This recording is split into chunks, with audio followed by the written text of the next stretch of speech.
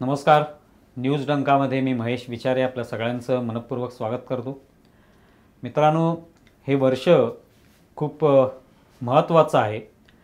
ते या अनुषंगाने की यावर्षी छत्रपती शिवाजी महाराजांच्या राज्याभिषेकातला 350 वर्ष पूर्ण होत आहेत आणि त्याचबरोबर राष्ट्रीय स्वयंसेवक संघाची सुद्धा 99 वर्ष पूर्ण होत आहेत. म्हणजे ही संस्था किंवा ही संघटना स्थापन होऊन आणि ते सुद्धा ही संस्थासुद्धा शताब्दी वर्षामध्ये पदार्पण करणार आहे. त्या अनुषंगाने एक महत्त्वाचा योग जुळून आलेला आहे आणि म्हणून न्यूज डंकाच्या साहाय्याने किंवा न्यूज डंकाच्या एक प्रकारे पाठिंब्याने एक अभियान आम्ही सुरू केलेलं आहे, हिंदवी स्वराज अभियान. आणि या अंतर्गत आम्ही अशा सगळ्या हिंदवी स्वराज्याशी संबंधित अशा वेगवेगळ्या मुद्द्यांना स्पर्श करणार आहोत, विषयांना स्पर्श करणार आहोत. तर आज आमच्या या मुलाखतीचा उद्देश जो आहे तो अर्थातच छत्रपती शिवरायांचा जो राज्याभिषेक आहे त्या अनुषंगाने आम्ही ही मुलाखत जी आहे ती घेतलेली आहे. छत्रपती शिवरायांचा राज्याभिषेक हा रायगडावर झालेला आहे. तर रायगड ही जी वास्तू आहे ही आपण याविषयी अनेक वेळेला बोलत असतो, ऐकत असतो. अनेक लोक त्या ठिकाणी भेट देत असतात आणि एक प्रकारे आपल्यामध्ये एक प्रेरणा देणारी अशी वास्तू म्हणून आपण त्याकडे पाहत असतो.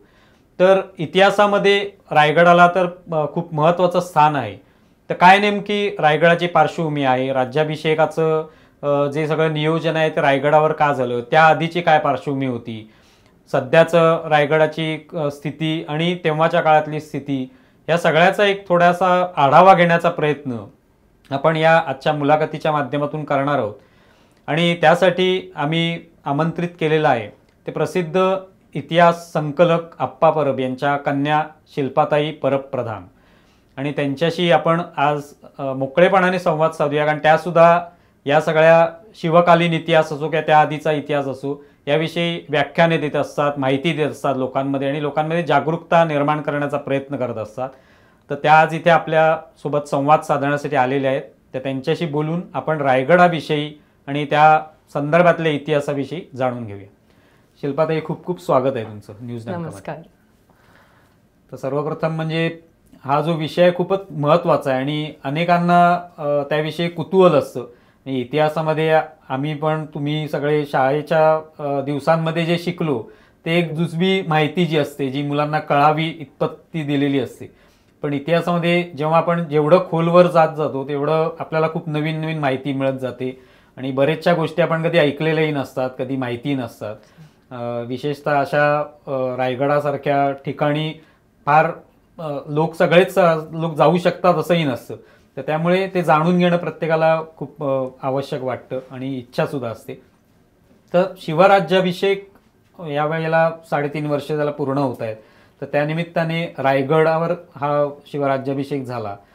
तर त्या निमित्ताने रायगडाची माहिती आम्हाला घ्यावीशी वाटते की का नेमका तो रायगडावर झालेला आहे, काय नेमकं त्यामागची पार्श्वभूमी होती. सर्वप्रथम छत्रपती शिवाजी महाराजांची जी पहिली राजधानी आहे ती आहे किल्ले राजगड. पण महाराजांना ती राजधानी सोडावी लागली आणि ज्या वेळेला राजाभिषेकाचा विचार त्यांच्या मनात आला तेव्हा त्यांनी त्यांच्या ताब्यात असलेल्या गडकोटांच्या अनुषंगाने पाहणी केली आणि त्यातून अर्थात निवड केलेली होती ती रायरी, जे त्याचं मूळ नाव आहे आणि आपण त्याला नंतर संबोधतो ते अर्थात दुर्गेश्वर रायगड म्हणून. किल्ले राजगड हा महाराजांचा बराच कालखंड तिकडे वास्तव्य आहे, बराच कालखंडाचा एक साक्षीदार म्हणून ओळखला जातो आहे. पण विविध कारणं आहेत की राजगडाच्या बाबतीमध्ये की तिथून त्यांना स्थलांतरित व्हावं लागलं, बाहेर यावं लागलं आहे आणि रायरीची निवड करावी लागलेली आहे. आणि त्याच्यापैकी काही गोष्टी अशा आपल्याला दिसून येतात की एकतर जागेची कमतरता आहे राजगडावरती, कारण राजगडाची जी स्थिती आहे ती एकातच 4 किल्ले अशी आहे. त्यामुळे त्याला असलेली पद्मावती, सुवेळा आणि संजीवन माची आणि बाले किल्ला, त्यामुळे प्रारंभीच्या हालचालींसाठी महाराजांचा तो किल्ला उपयुक्त ठरला. पण जेव्हा एका मराठा साम्राज्याची राजधानी म्हणून जेव्हा विचार आला तेव्हा विस्तृत जागेची आवश्यकता होती आणि ती गरज किल्ले राजगड पुरवू शकत नव्हता. दुसरं कारण म्हणजे की तो मावळ मुलखात असल्यामुळे येणाऱ्या मोहिमा या त्याच्या पायथ्यापर्यंत येऊन धडकलेल्या होत्या आणि सुरक्षिततेचा प्रश्नही होता आणि म्हणून महाराजांना राजधानी थोडीशी वेगळ्या ठिकाणी हवी होती. आता तुम्ही जसा प्रश्न केलाय की रायगड का निवडलेला आहे, तर रायगड निवडण्यामागे महाराजांची दूरदृष्टी आपल्याला दिसून येते. सर्वप्रथम तर कारण त्याचं आहेच की त्याची जी विस्तृत जागा आहे ती विस्तृत जागा राजधानीच्या अनुषंगाने तर आवश्यक होती, कारण राजधानीचा किल्ला म्हटल्यानंतर भविष्यात येणारी लोकांची संख्या, त्या ठिकाणी घडणाऱ्या गोष्टी किंवा त्या ठिकाणी आवश्यक असणाऱ्या ज्या गोष्टी आहेत यासाठी लागणारं जे विस्तृत सगळं हवं होतं ते किल्ले रायगडावरती होतं. दुसरा भाग आपल्याला असा दिसून येतो की किल्ले रायगड हा कोकणात आहे आणि ही अपरांत भूमीचा इतिहास असा आहे की ज्या ज्या वेळेला महाराष्ट्रावरती कधीही कोणत्याही राजघराण्यावरती आपत्काळ आलाय, संकटकाळ आलाय, त्या वेळेला त्यांनी कोकणाकडे, अपरांत भूमीकडे आश्रयासाठी जायचं काम केलंय. कारण कोकणाची रचनाच अशी आहे की उत्तर दक्षिण पसरलेला सह्याद्री पर्वत आणि दुसऱ्या बाजूला असलेला सिंधू सागर, याच्यामुळे त्याला नैसर्गिकरित्या संरक्षण मिळालेलं होतं आणि म्हणून महाराजांना कोकणातल्या राजधानीबद्दलचं एक आकर्षण होतंच. तिसरं आपल्याला असं दिसून येतंय की महाराजांची जी दूरदृष्टी आहे की भविष्यात त्यांना माहिती होतं की जशी जमिनीवरची सत्ता आहे तर त्याचप्रमाणे आपल्याला आरमार निर्माण करावं लागणार आहे, समुद्रावरती सत्ता निर्माण करावी लागणार आहे आणि साहजिकच आहे की मग समुद्रावरती नियंत्रण ठेवायचं असेल तर कोकणातून दोन्ही बाजूला हालचाली करणं सोपं जाईल. आणि ज्या वेळेला महाराजांच्या ताब्यात रायरी आलंय त्यावेळेला ते वर्ष आहे 1656, जावळी मोहीम, जी इतिहासात आपल्याला माहिती आहे. पण रायरीचा इतिहास त्याच्याही अगोदरचा आहे, जवळपास 2000 वर्षाचा इतिहास रायरीकडे आहे. आणि रायरीवरती आपल्याला प्रारंभीच्या काळामध्ये विजयनगर साम्राज्याचं अधिपत्य दिसतं, नंतर शिर्के कुटुंबाचं अधिपत्य दिसतं, जावळीच्या मोऱ्यांच्याही ताब्यात तो असलेला दिसतो आणि तिथून शिवाजी महाराजांकडे तो आलेला आहे. त्यामुळे महाराजांनी ह्या सगळ्या गोष्टी लक्षात घेऊन रायगडाची निवड केलेली आपल्याला दिसून येते आहे आणि राजधानीचा संकल्प म्हणून तिथे त्यांनी रायगड वास्तुपुरुषाचं पूजन केलेलं आपल्याला पाहायला मिळतं. आणि ज्या ठिकाणी महाराजांनी ते वास्तुपूजन केलं ती जागा सुदैवाने आजही तशीच्या तशीच आहे. जर कधी तुम्ही किल्ले रायगडावरती भेट दिली असेल तर रायगडाच्या दरबारामध्ये मेघडवरीच्या समोर जे प्रांगण आहे त्याच्यामध्ये तुम्हाला नगारखान्याच्या एका बाजूला एक अनगड दगड दिसतो आणि त्या दगडाला तसंच राखून ठेवलंय, कारण तो मूळचा भाग आहे रायरीचा, ज्या ठिकाणी महाराजांनी संकल्पित राजधानी म्हणून रायगडाचं वास्तुपूजन केलेलं होतं. छान माहिती सांगितली तुम्ही. म्हणजे खरोखरच तो एक इतिहास जिवंत होतो आपल्यासमोर जेव्हा अशी माहिती मिळते.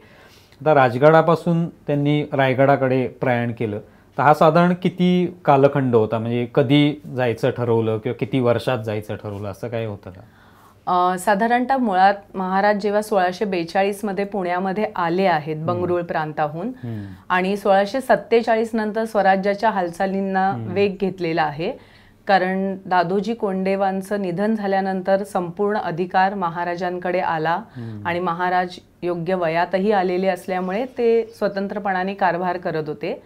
त्यामुळे आपल्याला असं दिसून येतं की 1647 ते साधारणतः 1670 या कालखंडात ते किल्ले राजगडावरती आहेत आणि महाराजांच्या जीवनातल्या सगळ्यात महत्त्वाच्या घटना या किल्ले राजगडाच्या अनुषंगाने किंवा तिकडच्या वास्तव्यात असताना घडलेल्या आहेत. पण 1670 नंतर मग महाराजांनी किल्ले रायगडाकडे लक्ष दिलं राजधानी म्हणून आणि 4 वर्ष किल्ले रायगडाचं बांधकाम सुरू केलं आणि ते बांधकाम 4 वर्षात पूर्ण झाल्यानंतर 74 मध्ये आपल्याला माहीत आहे त्याप्रमाणे राजाभिषेक संपन्न झालेला आहे.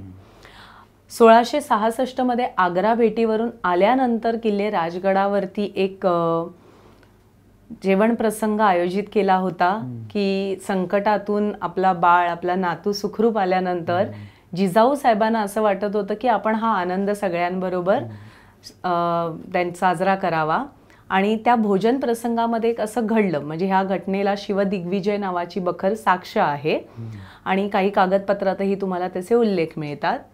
तर त्या भोजन प्रसंगामध्ये काही देशमुख वतनदारांना महाराजांना दिलेलं उच्च स्थान आवडलं नाही आणि त्यांनी त्याच्याबद्दल आक्षेप नोंदवला आणि ती घटना महाराजांना कळली. त्यांनी त्या भोजन प्रसंगानंतर सगळ्या आपल्या अष्टप्रधानांना, जे दरबारातले महत्त्वाचे अधिकारी आहेत, त्यांना विचारणा केली की हे काय आहे, वर उपाय काय.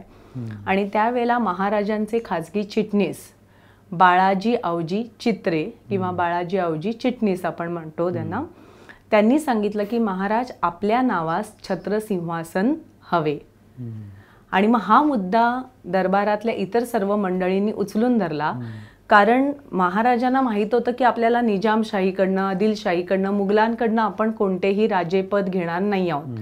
जर आपला नियम, आपले कायदे लोकांनी मान्य करायला हवेत, आपल्याला या मुलखावर, या देशमुख वतनदारांवर जर आपल्याला वर्चस्व ठेवायला हवं, तर आपल्याला स्वतःला आपलं राजेपण सिद्ध करावं लागणार. आणि त्यामुळे राजाभिषेकाची संकल्पना त्यांची तिथे जेव्हा आली आकाराला, तेव्हा त्यांनी आपल्या गडदुर्गांची पाहणी केली आणि मग रायगडाची निवड केल्यानंतर 1670 ते 74 या 4 वर्षाच्या काळात अतिशय वेगाने बांधकाम करायला सुरुवात केली. म्हणजे ब्रिटिशांची कागदपत्र आणि काही त्या काळातले त्यांचे जे उल्लेख आहेत त्यातून आपल्याला असं कळतंय की महाराजांनी किल्ले रायगडावरच्या बांधकामासाठी दुप्पट मजुरी दिली आहे आणि दिवस रात्र करून ते बांधकाम पूर्ण करायला सांगितलेलं आहे. आणि अतिशय वेगाने मग केवळ 4 वर्षामध्ये राजधानीच्या रायगडाला आपल्याला एक आकार मिळालेला दिसून येतोय. तुम्ही म्हणालात त्या पद्धतीनेच छत्रपती शिवरायांची दूरदृष्टी हा खूपच महत्त्वाचा बिंदू होता. आणि तुम्ही ज्या पद्धतीने सांगितलं की 4 वर्षात ते पूर्ण झालं, म्हणजे आज आपण जेव्हा पाहतो आपली अनेक बांधकामं सगळ्या अत्याधुनिक सुविधा सगळ्या उपलब्ध असून वर्षानुवर्ष चालत राहतं काम, पण त्यांनी ते दूरदृष्टी ठेवून ते पूर्ण करायचंच, हे सगळं करून हे. पण ते सुरुवातीला हे जे बांधकाम झालं त्याविषयी जर जाणून घ्यायचं तर काय स्वरूपाचं, म्हणजे आधी काय स्वरूप होतं, नंतर त्याच्यात काय बदल झाले? किंवा जेव्हा रायरी आहे तेव्हा रायरी हा फक्त संरक्षणात्मक अशा दृष्टिकोनातून असलेला एक आसमंताला माहीत असलेला किल्ला होता. त्यावरती फारसं बांधकाम नव्हतं. शिरक्यांचं अस्तित्व दाखवणारी शिरकाई देवी, तिचं देऊळ तिथे अस्तित्वात होतं, पण ते अतिशय छोट्या स्वरूपात. आणि जावळीच्या मोऱ्यांकडे रायरी असताना त्यांनी तटबंदीचा आणि दरवाजाचा काही भाग आपल्याला बांधलेला दिसून येतो. पण ज्या वेळेला महाराजांनी हे ताब्यात घेतलं तेव्हा गडाची पाहणी केल्यानंतर त्यांच्या लक्षात आलं की गड चहू अंगाने असा आहे की तो तासीव कड्यांसारखा तासलेला, जेणेकरून त्या ठिकाणी तटबंदीची आवश्यकताच लागणार नाहीये. आणि जी कमकुवत बाजू आहे, जी उतरती बाजू आहे, ज्या ठिकाणी आरोहण करणं सोपं आहे, तीच बाजू महाराजांनी तटबंदीनी पूर्णपणे बांधून घेतली. त्याच दिशेला महादरवाजा सुद्धा बांधून घेतला आणि ती रायगडाची कमकुवत बाजू होती ती तटबंदीच्या बांधकामाने मजबूत करण्यात आली. आणि त्यामुळे आता तुम्ही जेव्हा किल्ले रायगडावरती जाता तेव्हा किल्ले रायगडावरचा पहिला दरवाजा नाणे दरवाजा, तिथून आपण वरती गेल्यानंतर अर्ध्यावरती असलेला महादरवाजा आणि तिथून आतमध्ये प्रवेश केल्यानंतर मग गडाचा माथा सुरू होतो. आणि मग गडावरती जे आज आपल्याला जे काही दृश्य स्वरूपात बांधकाम दिसतंय हे मात्र सर्वस्वी आपल्याला शिवाजी महाराजांच्या काळात निर्माण झालेलं दिसून येतं. कारण महाराजांनी गडावरती काय काय बांधलेलं आहे याचा साक्षीदार असलेला शिलालेख आजही जगदीश्वर नावाचं जे मंदिर आहे किल्ले रायगडावर त्याच्या भिंतीवर आपल्याला दिसतो. कागदपत्रांनीही सुद्धा त्याला दुजेरा दिलेला आहे आणि 350 इमारती बांधल्याचा उल्लेख आपल्याला दिसून येतो. म्हणजे त्याच्यामध्ये महाराजांचा राजवाडा आहे, मनोरे स्तंभ बांधलेले आहेत, पाण्याचे 5 प्रचंड तलाव आहेत, विहिरी आहेत, त्याच्यानंतर हुजूर बाजारपेठ 44 दुकानांची प्रचंड बाजारपेठ आहे, अष्टप्रधानांचे वाडे आहेत. असं सगळं बांधकाम आपल्याला त्या ठिकाणी पाहायला मिळतंय. आणि आज जे दृश्य स्वरूपात आहे हे शिवकालीन बांधकाम असल्याचं आपल्याला दिसून येतं. मग ते तेव्हाचं बांधकाम आजही कायम आहे, म्हणजे जे काय ज्या काय स्वरूपांमध्ये उपलब्ध आहे ते? हो, आपल्या सुदैवाने ते बांधकाम आहे. काही ठिकाणी चौथऱ्या स्वरूपात आहे, काही ठिकाणी त्याच्या अर्ध्या भिंती उरलेल्या आहेत. पूर्ण बांधकाम आपल्याला क्वचित पाहायला मिळतंय. पण जे आहे ते शिवकाळातलं आहे. आणि सुदैवाने नगारखान्याची जी वास्तू असेल किंवा जे मनोरे वगैरे आहेत ते 1-2 मजल्यापर्यंत तरी व्यवस्थित आपल्याला असलेले दिसून येतात. राजवाड्याचा बराचसा भाग आपल्याला पाहायला मिळतो. महादरवाजा आणि पलीकडे असलेल्या वाघ दरवाजाचा काही भाग म्हणा किंवा जे तलाव वगैरे आहेत तेही बांधकाम सुरक्षित सगळं आहे. फक्त त्याच्यावरती जे अतिक्रमण झालंय ते अर्थात निसर्गाचं, कारण मधल्या काही वर्षांमध्ये गडांवरती जाणंच होत नव्हतं. ब्रिटिश कालखंडात गडावर जाण्यालाच सगळी बंदी होती आणि त्यामुळे जी काही पडझड झाली, दुर्लक्ष झालं, त्यामुळे जे नुकसान झालं आहे तेवढं. पण आज आपल्याला तरीही बऱ्यापैकी रायगडावरती शिवकालीन अस्तित्वाच्या खुणा दिसून येतात. शिवाजी महाराजांनी हे जेव्हा अनेक किल्ले असे बांधून घेतले, तयार केले, तर हा किल्ला जो आहे हा बांधण्यामागे कोणाची भूमिका होती किंवा असं एखाद्या व्यक्तीचं नाव, जसं हिरोजी इंदुलकरांचं नाव घेतलं बरोबर, तर त्याविषयी काय सांगाल? किल्ले रायगडाच्या बाबतीमध्ये आपल्याला असं दिसून येतंय की अनेक व्यक्ती अर्थात त्याच्यामध्ये योगदान आहेत की ह्या रायगडाच्या बांधकामाचं जे रेखाटन आहे, जे काही नकाशे वगैरे आहेत, त्याची जी तयारी सगळी केली आहे ती मोरोपंत पिंगळे यांनी, जे स्वराज्याचे पंतप्रधानही आहेत पण त्याचबरोबर ते इंजिनियरही आहेत आणि प्रतापगड बांधल्याचा आपल्याला त्यांचा पुरावा मिळतोच. दुसरं आपल्याला दिसून येतं आहे की अर्जोजी यादव म्हणून महाराजांचे वास्तुविशारद आहेत, आर्किटेक्ट, त्यांचंही नाव आपल्याला दिसून येतं आहे. आणि हिरोजी इंदुलकर यांना संपूर्ण या कामाची मुकादमी दिलेली आहे.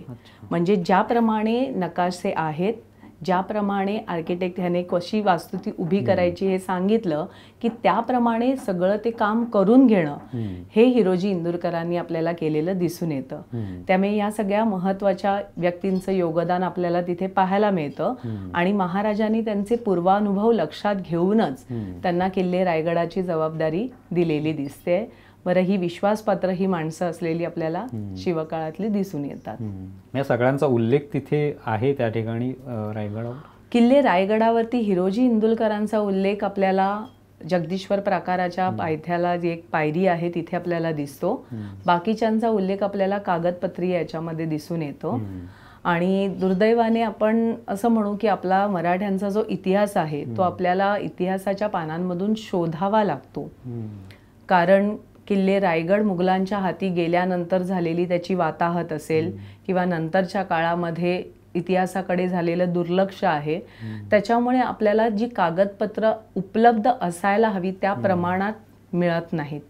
आणि त्यामुळे जी इतर साधनं आहेत त्या साधनांवर आपल्याला अवलंबून राहावं लागतं. आणि तत्कालीन समकालीन जी साधनं आहेत किंवा बखरी आहेत यातून जर तुम्ही ते संदर्भ शोधले तर तुम्हाला ते नक्की सापडू शकतात. आता हा जो राज्याभिषेक हा विशेषतः म्हणजे जून महिन्यामध्ये म्हणजे पावसाळ्याचे दिवस तेव्हा होते असं म्हटलं जातं, तर ते काय नेमकं त्या कालावधीत घेण्याचं काय कारण आहे? म्हणजे हा कालावधी विशेषतः असा प्रकारचा सोहळा आयोजित करावा जिथे अनेक लोक येणार आहेत, अनेक लोक सहभागी होणार आहेत, अनेकांना आमंत्रणं गेली असतील, मग त्या पावसाळ्याच्या दिवसात करण्यामागचा काय उद्देश? अतिशय चांगला प्रश्न विचारला, कारण सहसा हा लोकांना प्रश्न पडत नाही आहे. मुळामध्ये आपल्याला एक असं लक्षात येतं आहे की आपल्या हिंदू धर्मशास्त्रानुसार 3.5 मुहूर्त तर आपण मानतो. म्हणजे त्यावेळेला कुठल्याही इतर गोष्टी बघायची गरज आपल्याकडे राहत नाही.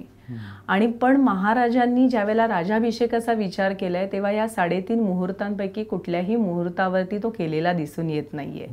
अगदी अक्षय तृतीया तर ह्याच महिन्यामध्ये येऊन जाते तरी सुद्धा महाराजांनी ती धरलेली नाही. म्हणजे याचाच अर्थ की महाराजांनी हा जो मुहूर्त आहे तो स्वतःहून मुद्दामून काढून घेतलेला आहे. आणि तुम्ही जर त्याचा नीट अभ्यास केला तर ज्येष्ठ महिन्यामधला हा मुहूर्त आहे, कारण ज्येष्ठ शुद्ध त्रयोदशी येते, म्हणजे द्वादशी आणि त्रयोदशीच आहे. तर त्याच्यामध्ये आपल्याला काही गोष्टी पाहाव्या लागतात की हा जो महिना आहे हा पावसाळ्याची सुरुवात आहे हे सगळ्यांनाच माहिती आहे. जर तुम्ही कोकणामध्ये गेलात तर साधारणतः या कालखंडामध्ये सूर्याचा जेव्हा मृग नक्षत्रात प्रवेश होतो तेव्हा त्याला मिरग आला किंवा मिरग सुरू झाला असा शब्द वापरला जातो. तो मिरग म्हणजे मृग नक्षत्राचा भाग आणि त्याच मुहूर्तावर महाराजांनी आपला राज्याभिषेक ठरलेला आहे. आता हा मुहूर्त निवडण्याचं जे कारण आहे ते महत्त्वाचं आहे. कारण तत्कालीन आपल्याला लढाईच्या पद्धतींचा तेव्हा विचार करावा लागतो की ज्या वेळेला पावसाळा सुरू व्हायचा त्यावेळेला मोहिमा सगळ्या ज्या मोठ्या आहेत त्या थांबवल्या जायच्या. कारण अर्थातच पर्जन्य काळामध्ये सैन्याची ने आण करणं, रसद पुरवणं हे सहज शक्य नव्हतं. दुसरा भाग आहे की 4 महिने पावसाळ्याचे महत्त्वाचे आहेत हे प्रत्येक राजवटीला कळतंय आणि त्यावेळेला अन्न पिकवणं ही गरज आहे. ते पिकलं तर पुढे वर्षभराचा कालावधी सगळा चांगला जाणार. त्यामुळे महाराजांना माहीत होतं की राजाभिषेकाबद्दलचं वृत्त जरी कळलं तरी आपल्या स्वराज्यावर आक्रमण करून कोणी येणार नाहीये. त्यामुळे ऐन पावसाळ्याच्या तोंडावर त्यांनी हा मुहूर्त पकडलेला आहे. दुसरं महत्त्वाचं त्याच्या पाठचं कारण आहे की छत्रपती शिवाजी महाराजांचं राज्य हे सर्वस्वी जनतेचं आहे, शेतकऱ्यांचं आहे. आपण त्यांना रयतेचे राजे म्हणून ओळखतो आणि ते त्यांचं राजेपण या मुहूर्तावरून लक्षात येतं. कारण महाराजांकडे असलेलं जे सैन्य आहे ते 2 प्रकारचं आहे. एक कायमस्वरूपी असायचं आणि दुसरं आहे ते 8 महिन्यांसाठी असायचं, मोहिमांपुरता असायचं आणि 4 महिने ते शेती करायला जायचे. तर जेव्हा शेतीला जाणार तर हे पावसाळ्याच्या मुहूर्तावर जाणार जेव्हा सुरू होतोय आणि दसरा झालं की ते सैन्य दसऱ्याच्या दरम्यान परत येणार आणि मग दसऱ्यानंतर मोहिमा सुरू व्हायच्या. त्यामुळे महाराजांना असं होतं की जे आपण राजाभिषेक करतोय तर त्यावेळेला जी नवीन कालगणना सुरू करू, ज्याला राजाभिषेक शक असं म्हटलं जातं, ती लोकांच्या लक्षात राहील आणि ती या राजाभिषेकाच्या अनुषंगाने लक्षात राहील. तर लोक साहजिकच आहेत की सुट्टीवर जाणार त्यावेळेला ते सैनिक राजांकडे मागणी करणार आहेत की मला जायचं आहे, तर मी ज्या वेळेला आता शेती करतोय तर मला बी बियाणांसाठी काही लागेल, बैलजोडी लागणार आहे, इतर साधनं लागणार आहेत. तर जी काही रक्कम कर्जाऊ घेत असतील किंवा पगारातून आगाऊ घेत असतील तर ती त्यांनी कधी घेतली ह्याचं जे कॅल्क्युलेशन आहे ते कळण्यासाठी सुद्धा ते कालगणना उपयोगी होती. त्यामुळे ह्या सगळ्याचा विचार करून महाराजांनी हा मुहूर्त मुद्दामून काढवून घेतलेला आहे आणि तो शेतकऱ्यांना लक्षात घेऊन काढून घेतलेला आहे हे आपल्याला दिसून येतं. म्हणजे हिंदुस्थानाचा तुम्ही अभ्यास केलात तर हिंदुस्थानात जवळपास 56 ते 57 प्रकारच्या कालगणना आहेत आणि त्यापैकी राजाभिषेक शक ही कालगणना सुद्धा महत्त्वाची आहे आणि ती शेतकऱ्यांच्या अनुषंगाने असलेली आपल्याला दिसून येते. त्यामुळे महाराजांचं शेतकऱ्यांचं जनतेबद्दलचं प्रेम आपल्याला इथे स्पष्ट होतं. नक्कीच. छत्रपती शिवरायांनी जेव्हा रायगडाची निवड केली तर राजगडावरनं ते रायगडावर आलेले आहेत, तर याचा अर्थातच बाकीच्या जे अवतीभोवतीचं जे काय राजकारण होतं त्याच्यावर निश्चितपणे परिणाम झाला असेल की त्यांची निवड जी आहे ती कशी अचूक ठरली, त्याचे काहीतरी दाखले त्याच्यात इतिहासामध्ये असू शकतील, तर त्याविषयी काय सांगाल? मुळामध्ये मी तुम्हाला म्हटलं तसं की किल्ले राजगड हा पुण्याच्या परिसरात आहे, पुण्यापासून साधारणतः 50 किलोमीटर आणि तो देशावर असल्यामुळे शत्रूच्या येणाऱ्या मोहिमा या किल्ले राजगडाच्या पायथ्यापर्यंत येऊ शकत होत्या आणि महाराजांनी हे अनुभवलेलं होतं. त्यामुळे साहजिकच त्यांना आपली राजधानी सुरक्षित ठिकाणी न्यायची होती आणि म्हणूनच त्यांनी ती कोकणामध्ये आणली.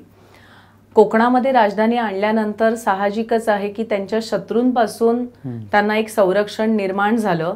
कारण सह्याद्रीची भिंत मध्ये उभी राहिल्यामुळे शत्रू येणार, त्याच्या ज्या हालचाली होणार त्यावरती महाराजांच्या सैनिकांना लक्ष ठेवणं सोपं होतं.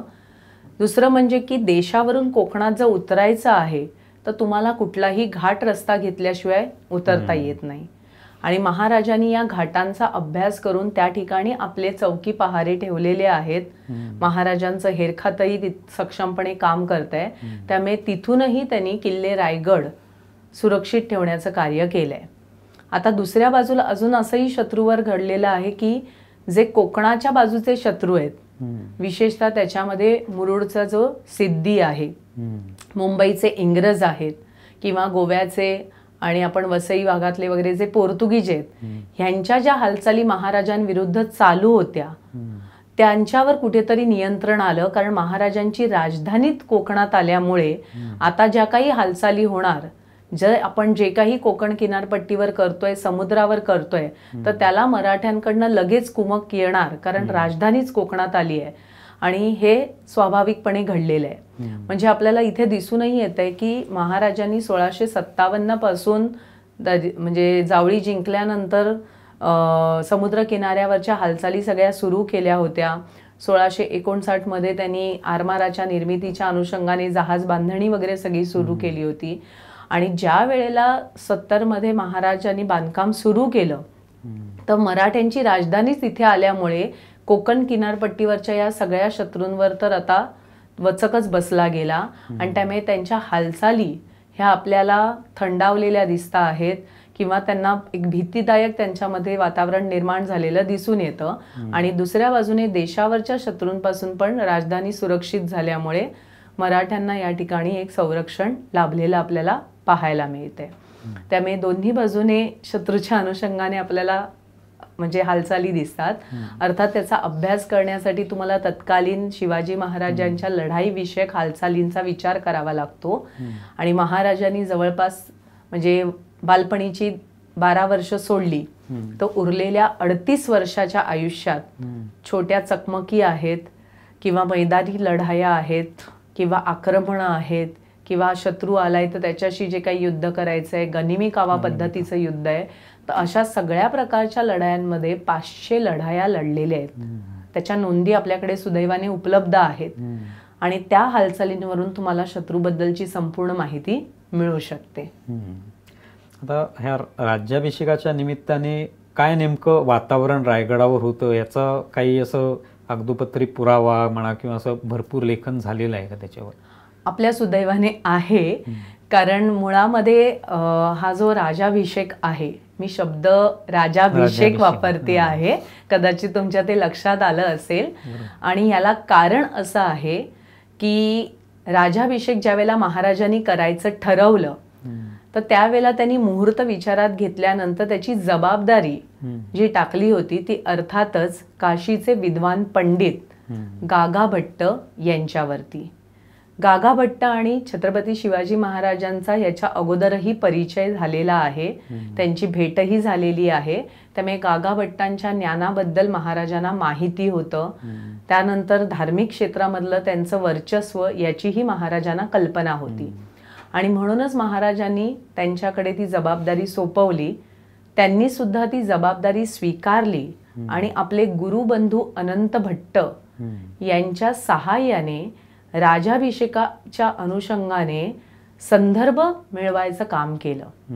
आणि जे आपले पुराण ग्रंथ आहेत किंवा अगोदरचे आपले जे ऐतिहासिक साधनं आहेत म्हणा किंवा रामायण महाभारतकालीन जे काही ग्रंथ आहेत तर ह्या सगळ्यातून त्यांनी मंथन करून महाराजांच्या राजाभिषेकासाठी एक स्वतंत्र पोथी तयार केली आहे. आणि त्या पोथीचं नावच आहे श्री शिव राजाभिषेक प्रयोग विधी.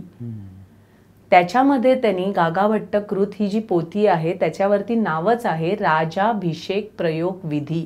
म्हणजे तिथे त्यांनी राजांना केलेल्या अभिषेकाबद्दलची माहिती दिलेली आहे आणि संस्कृत मधला हा ग्रंथ उपलब्ध आहे. आणि त्यामध्ये पहिल्या याच्यामध्ये आपल्याला की ती पोथी माहिती सांगते की कशा प्रकारचे राजाभिषेक असतात, त्यावेळेला कोणकोणते विधी केले जातात.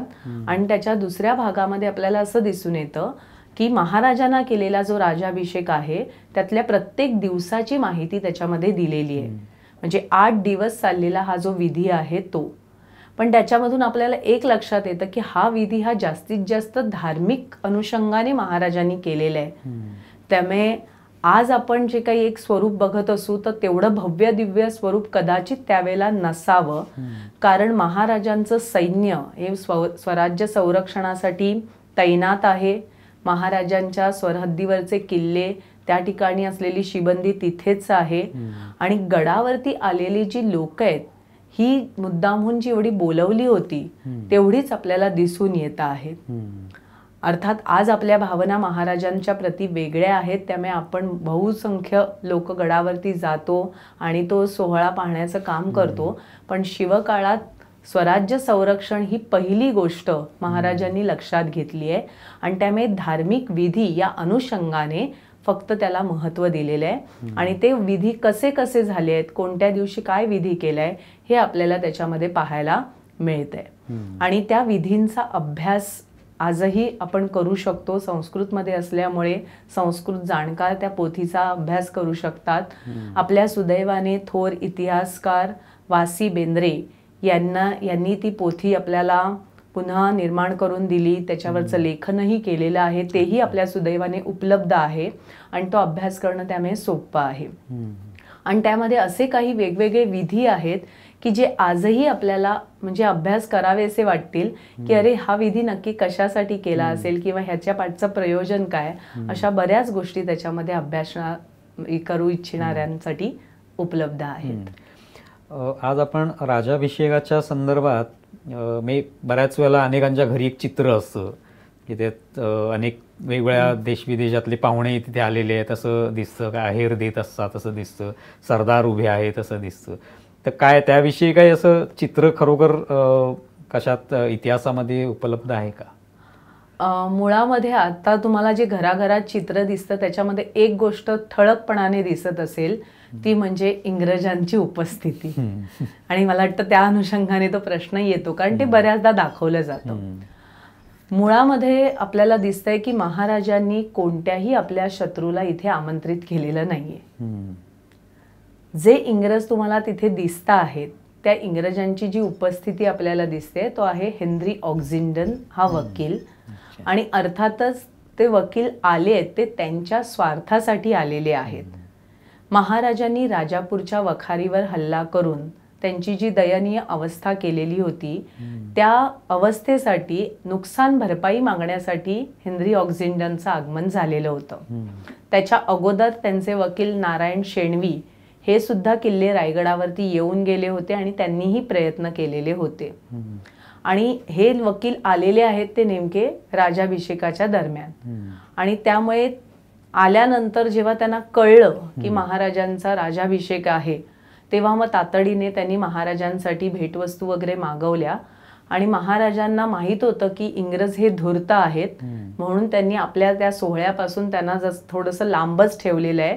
प्रारंभीच्या काळात तर त्यांना पाचाड या गावातच ठेवलेलं होतं. नंतर गडावर आल्यानंतर सुद्धा त्यांना जगदीश्वर प्रासादाच्या समोर निवासस्थान दिलेलं होतं. आणि फक्त त्यांना भेटीसाठी येऊ दिलं. त्यांनी नजराणा दिला, परतीचा नजराणा महाराजांनी दिला आणि त्यांना पाठवलं. पण तेवढ्या वेळात सुद्धा त्या इंग्रजांनी जे काही पाहिलंय ते त्यांनी त्यांच्या डायरीत नमूद करून ठेवलेलं आहे. पण महाराजांनी त्यांना आमंत्रित केलंय असं कुठेही आपल्याला दिसत नाही. त्यामुळे महाराजांनी या विधीसाठी हा धार्मिक सोहळा आहे, आपल्या स्वराज्याचं कार्य आहे, त्यामुळे त्यासाठी लागणारी जी लोक आहेत तेवढीच फक्त बोलवलेली आहेत. अजून त्या चित्रामध्ये एक विशेष तुम्हाला असं दिसेल की आजही किल्ले रायगड त्याची साक्ष देतोय.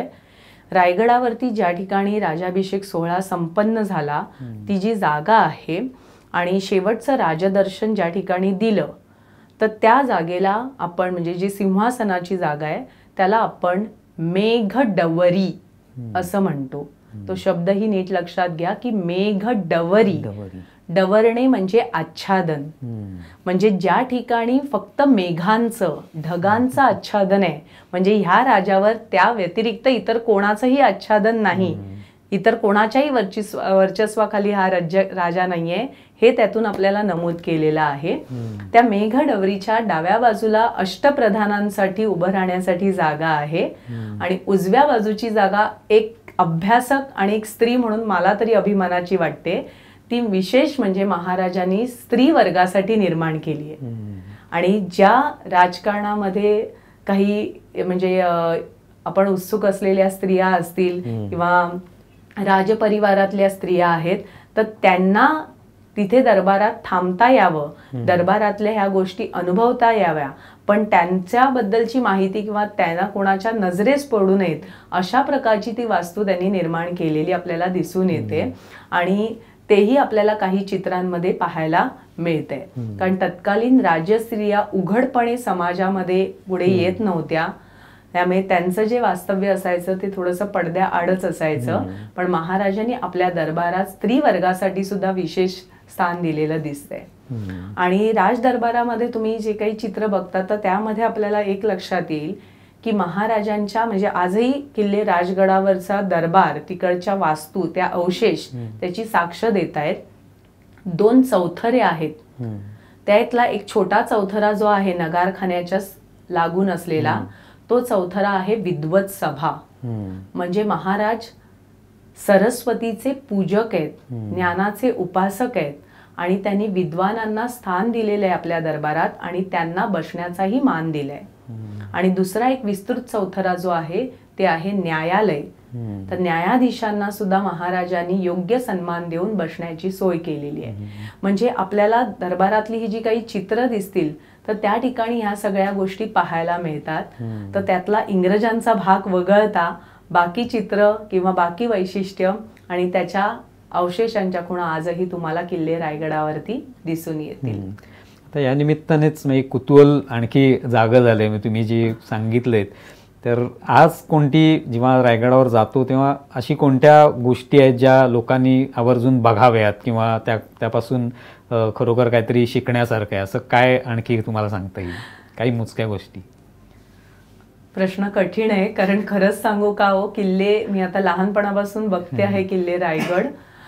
नुसता किल्ले रायगड फिरायचं म्हटलं, त्यावरची सगळी ठिकाणं बघायची म्हटली, किल्ले रायगडावरची 4 टोकं म्हणजे टकमक कडा सगळ्यांना माहिती आहे, भवानी टोक माहिती आहे, मातृवात्सल्याची कथा सांगणाऱ्या हिरकणी बुरुज माहिती आहे आणि ज्या ठिकाणी हुजूर बाजारपेठेचा प्रमुख असलेल्या बाबाजी नाईक पुंडे यांचा वाडा असलेलं श्री गोंदे टोक हे रायगडाचं 4थं टोक. ही 4 टोकं आणि बाकी सगळा परिसर म्हणजे हे बघायचं म्हटलं तरी कमीत कमी 4 दिवसांचा कालावधी लागतो. त्यातली तुम्ही प्रत्येकाची माहिती घेत गेलात तर तो कालावधी दुप्पट होतो. आणि आता तर आपल्याला माहिती आहे की काही तासांमध्ये ही सगळी फेरी पूर्ण करावी लागते. त्यामुळे गडावर येणारी लोक येतात, राजदरबारामध्ये मेघडवरी म्हणजे ज्या ठिकाणी सिंहासनाची जागा आहे त्या ठिकाणी नतमस्तक होतात आणि मग शिवसमाधी समोर जातात. पण हे करायलाच हवं लोकांनी, मी त्याबद्दल काहीच म्हणणार नाहीये, कारण अर्थातच महाराजांसाठी ते येतात, महाराजांच्या दर्शनासाठी ते येतात. पण माझ्यासारखे जे इतिहास विद्यार्थी आहेत, अभ्यासक आहेत, तर त्यांनी ह्या व्यतिरिक्त सुद्धा रायगड अभ्यासायला हवाय. आणि जर ते गडावरती त्या दृष्टिकोनातून येत असतील तर मी असं नाही म्हणणार आहे की एका भेटीत त्यांचं रायगड दर्शन पूर्ण होणार आहे. त्यांना वारंवार किल्ले रायगडावरती भेट द्यावी लागेल आणि भेट देत असताना ही 4ही टोकं अभ्यासावी लागतील. गडावरती पाण्याचे 5 प्रचंड तलाव आहेत. गंगासागर, हत्ती तलाव, कुशावर्त तलाव, कोळीम तलाव आणि काळा हौद. 52 पाण्याची टाकी आहेत आणि त्या व्यतिरिक्त उतार्याच्या बाजूने बांध घालून अडवलेलं पाणी आहे. त्यामुळे गडावरचं जलशास्त्र हा विषय अभ्यासायला सुद्धा गडावरती तुम्हाला जावं लागतं. गडावरती विविध ठिकाणी तुम्हाला पसरलेल्या मूर्ती दिसतात, त्या मूर्तींचा अभ्यास करावा लागतो. गडावरती आत्ता आपल्याला ज्या वास्तू दिसत आहेत त्याच्यामध्ये राजवाडा, हुजूर बाजार, जगदीश्वर प्रासाद हे ठळकपणाने दिसणारे खुणा आहेत. पण अजून कितीतरी रायगडाचा भाग उत्खननाच्या प्रतीक्षेत आहे. काही भागांमध्ये आता उत्खनन चालूही आहे. काही वाडे उत्खनन करून मोकळे केलेले आहेत. मग त्या वाड्यांमधलं वास्तव्य नक्की कोणाचं होतं? कारण आपल्याला कागदपत्रातून जी माहिती मिळते त्याला प्रत्यक्षदर्शी पुरावे मिळणंही तितकंच गरजेचं आहे. त्यामुळे येणाऱ्या अभ्यासकांनी हे सगळं पाहायला हवं. त्याचप्रमाणे अष्टप्रधानांचे वाडे म्हटलेले आहेत. बरं, तुम्ही रायगडावरती कुठेही फिरल्यानंतर तुम्हाला उंचवटा दिसला की त्याच्या खाली काही ना काहीतरी वास्तू मिळणारच आहे. तुम्ही माझा उल्लेख करताना, ओळख करून देताना माझे गुरु आणि अर्थातच मला भाग्य लाभलेलं आहे की ज्यांची मी कन्या आहे, आप्पा परब, त्यांनी किल्ले रायगडाचा अभ्यास करण्यासाठी तब्बल 10 वर्ष खर्ची घातली आणि 350 वास्तू गडावरती ज्या होत्या त्यापैकी आप्पांनी त्यांच्या पुस्तकामध्ये 185 ठिकाणांचं मागोवा घेण्याचं काम केलंय. पण अजूनही बाकीची ठिकाणं आम्हालाही अज्ञात आहेत. त्यामुळे पुढच्या पिढीने ते येऊन त्या वास्तूही निश्चित कराव्या, माहिती घ्यावी, ते शोध घ्यावा, हे आपल्याला तिथे करता येऊ शकतं. आणि फक्त किल्ले रायगडच नाही तर महाराजांच्या पदस्पर्शाने पावन झालेल्या सगळ्याच गडदुर्गांना जर त्यांनी अभ्यासाच्या दृष्टीने पाहिलं तर ते गडदुर्ग गडदुर्ग म्हणून राहतील. त्यांचं मातीच्या डोंगरांमध्ये रूपांतर होणार नाही. आणि ते आता पुढच्या पिढीकडे जबाबदारीचा आहे. नाही, खरं आहे. तुम्ही म्हणालात हा खूपच महत्त्वाचा मुद्दा आहे की केवळ तिथे एक पिकनिक स्पॉट म्हणून न जाता त्या दृष्टिकोनातून त्याचा विचार व्हायला पाहिजे. जे कोणी जात आहेत त्यांनी पिकनिक स्पॉट न बघता त्याचा अभ्यास करण्याच्या उद्देशाने, जेवढा कराल तेवढा कमीच आहे, पण तो अभ्यासाच्या दृष्टिकोनातून त्याचा विचार व्हावा. आणखी काही प्रश्न आहेत मला. त्याच्यामधलं एक आत्ता तुम्ही उल्लेख केलात टकमक टोकाचा किंवा हिरकणी बुरुजाचा, तर त्याविषयी अनेक कथा सांगितल्या जातात. तर मला थोडक्यात तुम्हाला ते विचारावंसं वाटतं, कारण काय नेमकं त्याचं महत्त्व आहे किंवा त्याविषयी काय काय लिहिलेलं आहे. टकमक ही जी जागा आहे ती अर्थातच कडेलोटाची जागा म्हणून प्रसिद्ध आहे, पण शिवकाळामध्ये कोणाचाही कडेलोट तिथे झालेला नाहीये. टकमक हे जे नाव आहे, तर तुम्ही त्या टोकावरती गेलात आणि तिथून खाली नजर टाकली तर आपली नजर ठरत नाही, कारण सरळ 2000 फूट आपण खाली दरीमध्ये पाहत असतो. आपल्यालाच भिरभिरल्यासारखं होतं आणि नजर टकामका होते, म्हणून त्याला ते नाव प्राप्त झालेलं आहे. त्याच्याशी दुसरी जी एक दंतकथा निगडीत आहे की महाराज ज्या वेळेला गडाची पाहणी करण्याकरता गेले असता त्यांना उन्हाची तिरीप लागू नये म्हणून एक हुजऱ्यापाठी उभा होता आणि त्याच्या हातामध्ये छत्री होती की जे महाराजांवर त्यांनी ते छत्र धरलेलं होतं. आणि नेमका टकमकच्या बाजूला वाऱ्याचा प्रचंड झोत येतच असतो आणि पूर्ण मोकळा भाग, तसाच एक झोत जोरात आला आणि त्या काही कळायच्या आतच त्या क्षणी त्या झोताबरोबर छत्रीदारी असलेला तो हुजऱ्या त्या कड्याच्या बाहेर फेकला गेला. आणि महाराजांनी तेवढं प्रसंगावधान साधून त्याला एकच सांगितलं की छत्रीचा दांडा सोडू नकोस. आणि जशी ती वाऱ्याचा जो झोत आहे तो जसा हेलकावे खात खालच्या दरीमध्ये स्थिरावत गेला, तसं तो छत्रीधारी व्यक्ती सुद्धा खाली स्थिरावला गेला. आणि खाली जे गाव आहे निजामपूर, त्यामुळे त्याला छत्री निजामपूर म्हणून ओळखलं जाऊ लागलं. अर्थात ह्या दंतकथा आपल्याला दिसून येतात.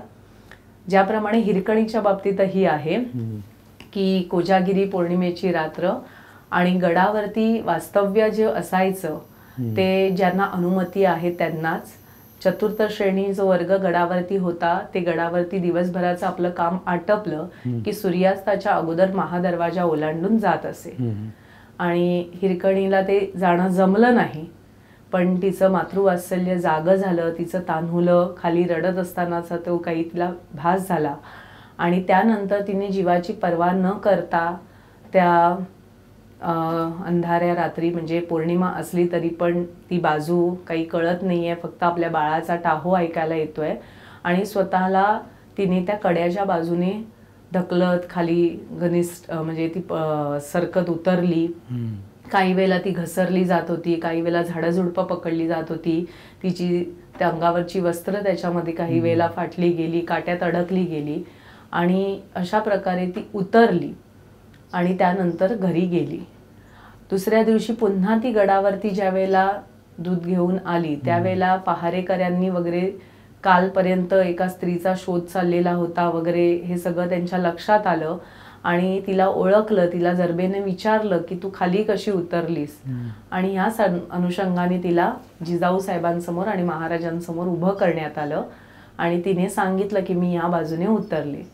महाराजांनी 2 हुजरे पाठवले आणि त्यांना सांगितलं की खरंच आहे का पहा. आणि ते काही भाग उतरून गेले, पण आता तो दिवसाची वेळ असल्यामुळे खालचा भाग दिसत असल्यामुळे त्या हुजऱ्यांनी पुढचं धाडस केलं नाही. पण त्यांनी महाराजांना सांगितलं की या ठिकाणी काही वस्त्राच्या खुणा दिसत आहेत, रक्त लागल्याच्या हे दिसत आहेत. आणि मग महाराजांना आश्चर्य वाटलं आणि नंतर महाराजांनी तो भाग कडा जो आहे तो तासून घेतला. त्या ठिकाणी 100 फुटी एक बुरुज निर्माण केला आणि त्याला हिरकणी असं नाव दिलं. आता ह्या ही दंतकथा आहेत, पण काही वेळेला जेव्हा इतिहास मौन पाळतो तेव्हा दंतकथांमधून आपल्याला काही गोष्टींचा मागोवा घ्यावा लागतो. आणि त्या दंतकथेतली एक ओळीची सत्यता सुद्धा आपल्याला इतिहासातल्या त्या काळाबद्दल सांगून जाते.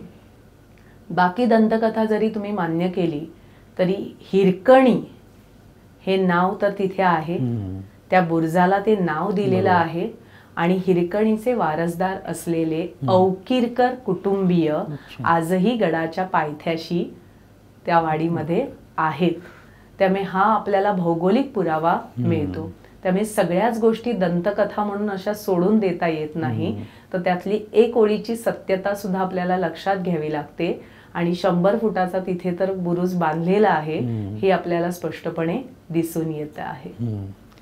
तर मी तुम्हाला शेवटचे 2 प्रश्न विचारतो. एक म्हणजे तुम्ही भौगोलिक हा शब्द वापरलात, तर आप्पांशी मी पण मध्यंतरी संवाद साधला, तर भूगोल, इतिहास आणि विज्ञान यांची सांगड घातली पाहिजे अशा पद्धतीने त्यांचं एक तत्व आहे. तर त्याविषयी काय सांगाल म्हणजे रायगडाचा विचार करताना? आप्पा नेहमीच म्हणतात की इतिहास, भूगोल आणि विज्ञान या 3 विषयांची सांगड घालून अभ्यास केला पाहिजे. याचं कारण असं आहे की ऐतिहासिक साधनांवर आपण सर्वस्वी अवलंबून राहू शकत नाही.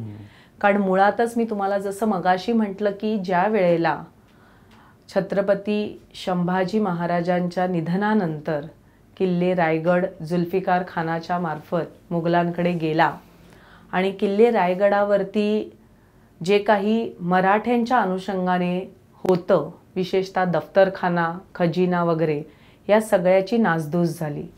त्यामुळे आपल्या दृष्टिकोनातून असलेली महत्त्वाची कागदपत्र ही तेव्हा नष्ट झाली असण्याची शक्यता सहज आपल्याला इथे दिसून येते आहे. साहजिकच त्यानंतर राजाराम राजे जे आहेत ते वाघ दरवाजाच्या मार्गाने निसटले होते आणि ते पुढे जिंजीला गेले हे इतिहासात आपल्याला स्पष्ट होतं. आणि महाराणी येसूबाई आणि शाहू महाराज यांना मात्र औरंगजेबाच्या छावणीत जावं लागलं. त्यामुळे इतिहासाची जी साधनं आहेत मराठ्यांच्या ती विखुरली गेलेली आपल्याला दिसून येतात. पुढचा जो कालखंड आहे तो कालखंड सतत धगधगता आहे, युद्धाचा आहे आणि सगळीकडे अस्थिरता असलेचा आहे. त्यामुळे त्या कालखंडामध्ये कुठल्याही कागदपत्रांचं संकलन करून इतिहास लिहिला गेला असेल असं आपल्याला घडलेलं दिसून येत नाही. तर त्यामुळे साहजिकच आहे की ऐतिहासिक गोष्टींबाबत आपण सर्वस्वी लिखित पुराव्यांवर अवलंबून राहू शकत नाही आहोत, कारण पुरावे आपल्याकडे अपुरे आहेत. बरं, लोकांकडे पुरावे असतील तर ते सगळेच उजेडात आलेले आहेत असंही नाही. काही काळाच्या ओघात नष्टही झालेले आपल्याला दिसून येतात. आणि अगदी आपण बखरींचा उल्लेख केला तर बखरी ह्या दुय्यम साधनं म्हणून ओळखल्या जातात.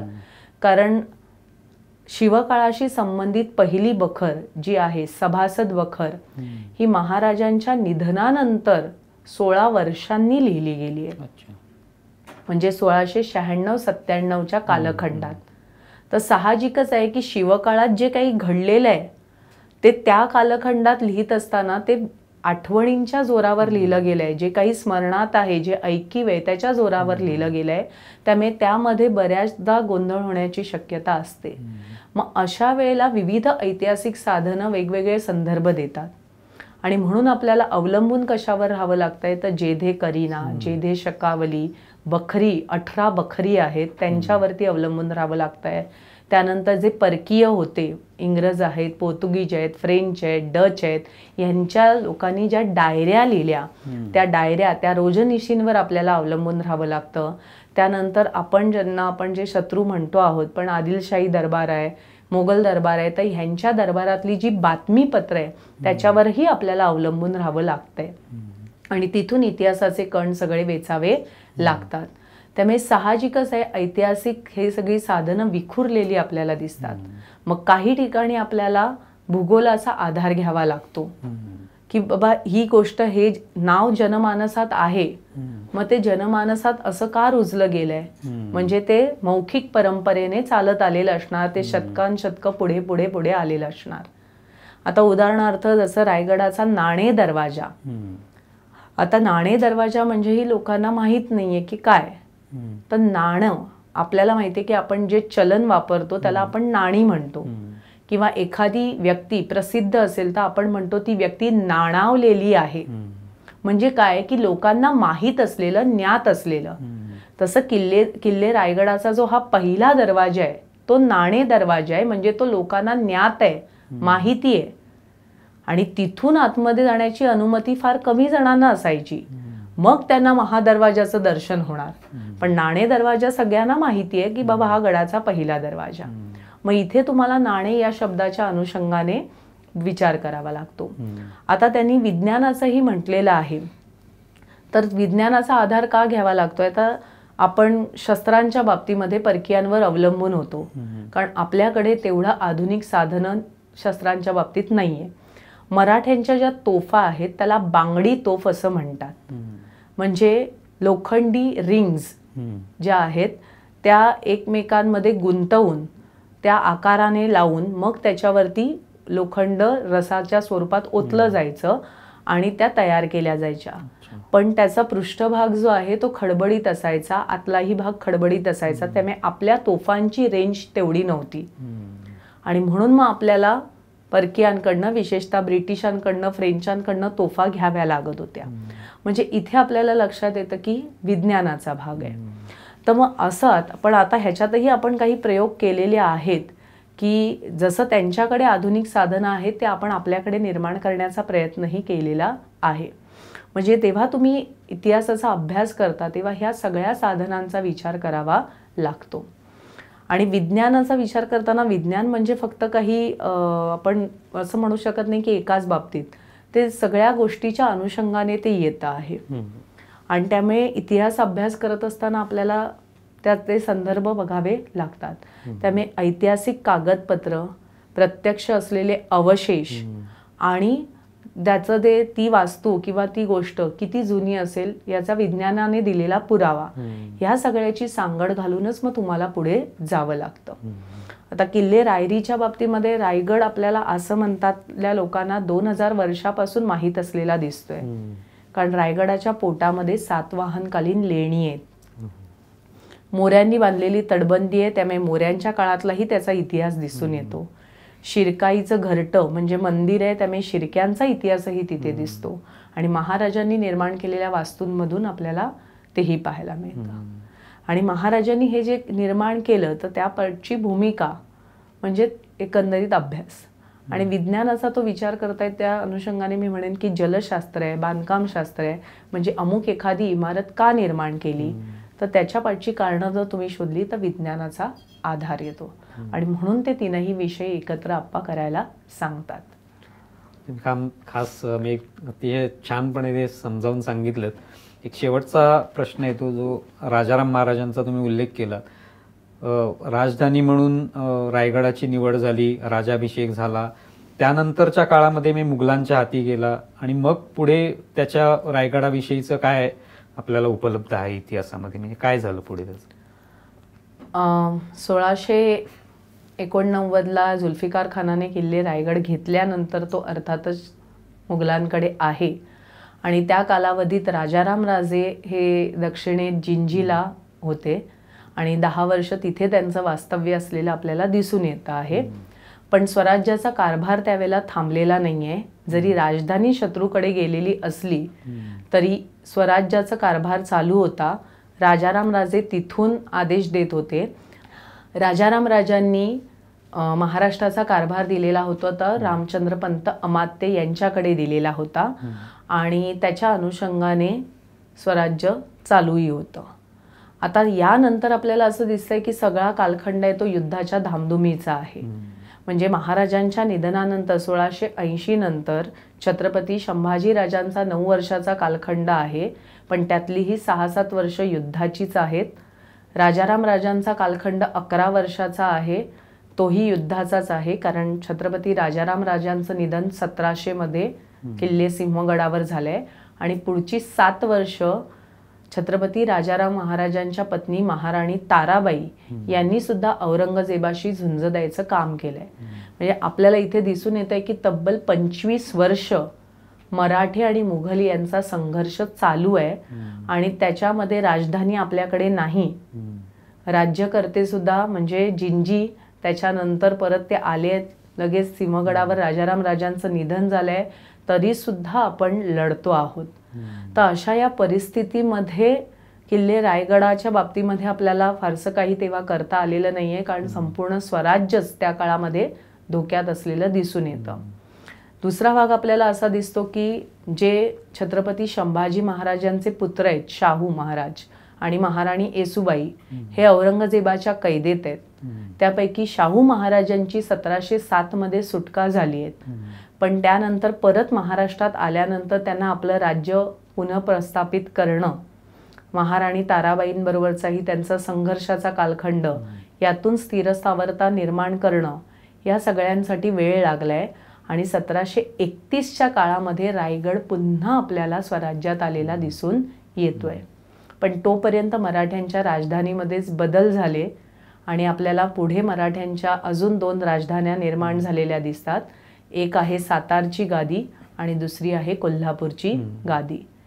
तोपर्यंत मराठ्यांची क्षमता सुद्धा वाढली आहे, मुघलांची ताकद कमी झाली आहे, मराठे मैदानी लढायात लढण्यात बळकट झालेले आहेत आणि त्यामुळे अर्थातच मग रायगडचं महत्त्व हळूहळू आपल्याला कमी झालेलं दिसतं आणि मग महाराष्ट्रावर ते अर्थातच आपली सत्ता पुढे जास्त प्रमाणात दृढ झालेली दिसून येते. खरोखरच खूप अतिशय म्हणजे सविस्तर आणि सखोल असं तुम्ही रायगडाविषयी आणि त्या संदर्भातल्या वेगवेगळ्या घटनांविषयी सांगितलं. म्हणजे जेवढं ऐकावं तेवढं कमी आहे आणि जेवढं सांगाल तेवढं तुम्ही कमीच आहे. आपण असे अनेक भाग करू शकतो ज्याच्यावर वेगवेगळ्या मुद्द्यांवर आपण चर्चा करू शकतो. पण तुम्ही इथे आलात आणि या सगळ्या आमच्या अभियानाच्या निमित्ताने रायगडाविषयी आणि त्या संदर्भातल्या इतिहासाविषयी सांगितलं, त्याबद्दल खूप खूप आभारी आहोत. धन्यवाद. आणि माझं एकच आहे की इतिहास अभ्यासायचा का हा प्रश्न पुढच्या पिढीला पडतो आहे, तर तो पडू नये. कारण शेवटी इतिहास हा अनुभव आहे आणि अनुभवासारखा गुरु नाही. त्यामुळे जर तुम्हाला आजच्या काळालाही तोंड द्यायचं असेल तर तुम्हाला इतिहास अभ्यासावा लागतो. आणि जसं आपण म्हणतो की जगातल्या सगळ्या प्रश्नांची उत्तरं श्रीमद भगवद्गीतेत आहेत, तसं मी पुढे अजूनही म्हणेन की मानवी आयुष्यातली जी संकटं आहेत, ज्या समस्या आहेत, त्याला तोंड देण्याची शारीरिक मानसिक ताकद जर तुम्हाला अनुभवायची असेल तर ती शिवभारतात आहे, छत्रपती शिवाजी महाराजांच्या संपूर्ण चरित्रात आहे. त्यामुळे ते जर चरित्र आपण आत्मसात केलं तर हा इतिहास आपल्या जगण्याला किती प्रेरणा देतो हे आपल्याला कळेल. आणि आप्पांच्या भाषेत सांगायचं झालं तर इतिहास हा फक्त अभ्यासासाठी नसतो, तो जगण्यासाठी असतो आणि आजच्या काळाची सुद्धा ती गरज आहे. धन्यवाद. खूप छान असा समारोप तुम्ही केलात. म्हणजे नक्कीच आमचे जे प्रेक्षक असतील किंवा वाचक सुद्धा असतील तर त्यांना सुद्धा एक प्रेरणा मिळेल आणि एका वेगळ्या दृष्टीने जेव्हा ते किल्ल्यांवर जातील किंवा इतिहासाविषयी काय वाचन करतील तेव्हा एका वेगळ्या दृष्टिकोनातून त्याचा अभ्यास करतील अशी अपेक्षा करूया आपण. नक्कीच. खूप खूप धन्यवाद. धन्यवाद. तर मित्रांनो, आत्ताच आपण शिल्पाताईंशी संवाद साधला आणि अत्यंत सखोल असं त्यांनी सगळी माहिती रायगडाविषयी आणि त्या संदर्भातल्या इतिहासाविषयी सांगितली. तुम्हाला हा आमचा एपिसोड कसा वाटला आहे जरूर कळवा. आमचा व्हिडिओ जास्तीत जास्त लाईक करा, शेअर करा आणि आमचं यूट्यूब चॅनल सबस्क्राईब करा. धन्यवाद.